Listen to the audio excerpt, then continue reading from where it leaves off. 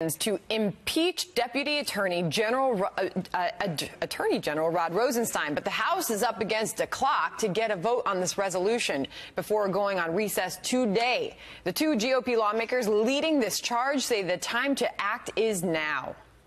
Quite frankly, it's either we hold them in contempt or we get the documents or we impeach him. And the only thing that we have control over is the ability to bring impeachment straight to the floor. We care about doing the right thing. It might have been 120 years since someone's been impeached, but when was the last time you ever saw the FBI take a disproven document with no credibility, no validity, no corroboration, take it to a secret court, not tell the court who paid for it, not tell the court that the guy who wrote it had been leaking information to the press? When have you ever, and not just once, 4 stinking times, and the last one Rod Rosenstein signed.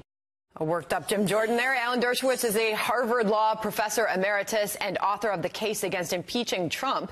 He joins us now. Thank you, Professor, for your time this morning. First off, can you tell us what exactly this means? Republicans have been warning this would happen for quite some time. Now they're actually acting on it. What does it mean?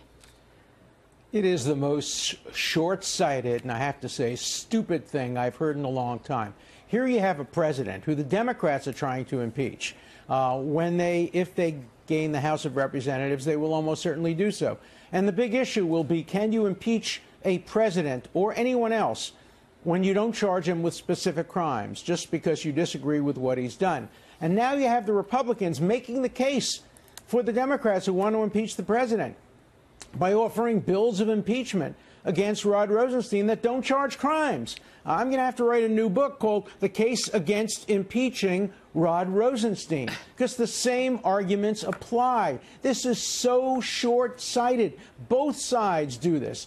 They use criminal law to go after their enemies. They use impeachment to go after their enemies. The big victim is the American public. Impeachment is supposed to be there for serious crimes.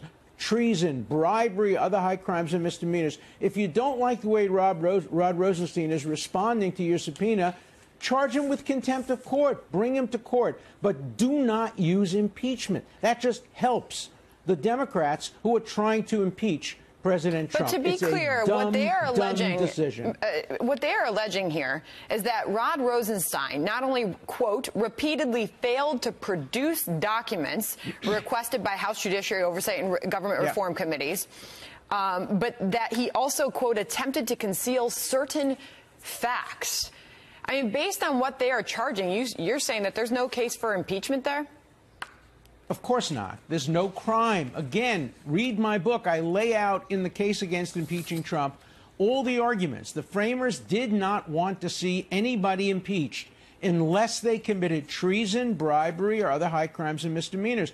They rejected a proposal that said maladministration or doing the kinds of things that Rosenstein is accused of doing. If you don't like what he's been doing, that's why we have contempt powers in the court. Congress can seek a contempt citation against Rosenstein, but to use impeachment is to empower the Democrats. When they try to impeach President Trump, they're going to say, look, the Republicans agreed. They agreed you don't need to have a crime. It really will backfire. Well, that seems to be the sentiment from Adam Schiff, ranking Democrat. He tweeted this out in response to the latest actions on the part of Republicans, saying these articles of impeachment against Rod Rosenstein were filed in bad faith and show extraordinary links to which House Republicans will go to protect Trump. History will record these members as willing accomplices in the most serious threat to the rule of law in a generation, Professor. But you know what will happen now? Then when Adam Schiff seeks to impeach President Trump or others in the Democratic Party, they will cite Schiff's letter saying, see, you're now doing the same thing you accused us of doing. Look, both sides misuse the impeachment process. That's why I wrote my book. Both sides misuse the criminal justice system. That's why I wrote a prior book called Trumped Up, how the criminalization of political differences endangers democracy. We have to disarm. We have to stop weaponizing impeachment, stop weaponizing the criminal law. If you don't like what somebody does, vote against him, bring him to court, but do not use impeachment, do not use the criminal law to target your political enemies. It's a serious mistake, and it will backfire. Well, the question of timing is an important one, then, to see what happens next. Democrats are saying this is a direct attack on the special counsel's investigation, that the resolution has no chance of forcing Rosenstein's removal. But the timing of this, House begins its recess until September 4th. We're looking at right as of tomorrow, right? Yes, tomorrow. So could a vote be forced today on this, Professor?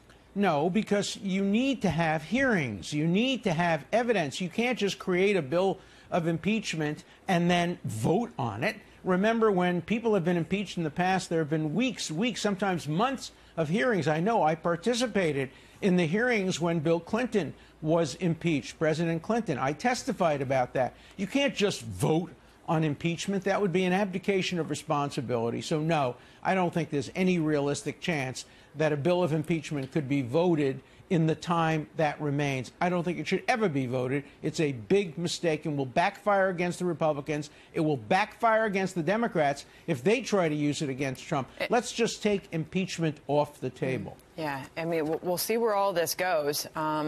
Timing is going to be an issue, obviously, with that recess starting. Alan Dershowitz, great to have you on the program to respond to all that this morning. Thank you. You roll your eyes at this, though. Why? Well, I do roll my eyes at this because impeachment is such a draconian measure, and it's not authorized here. The Constitution lays out the grounds for impeachment, two very specific grounds: treason or bribery, obviously not the case here, and then an amorphous phrase, which has been defined by the courts and by Congress, as high crimes and misdemeanors. High crimes and misdemeanors means some criminal event committed by the person they want to impeach that strikes at the security of the republic. Failing to recuse yourself on a law enforcement issue that you're supervising and where you might be a witness is at best an ethical violation between the lawyer and the ethics monitors of the District of Columbia Bar or wherever he's licensed. It is not an impeachable offense. So they are really going way overboard. But there's a backstory here. The backstory is when Eric Holder was the Attorney General, and they wanted documents from him on Fast and Furious. Remember that? And he didn't produce him. The House of Representatives produced the documents. The House of Representatives held Attorney General Holder in contempt. And nothing happened. Nothing. They should have taken that contempt citation across the street to a federal judge and had him prosecuted. But nothing happened. So they have a history of doing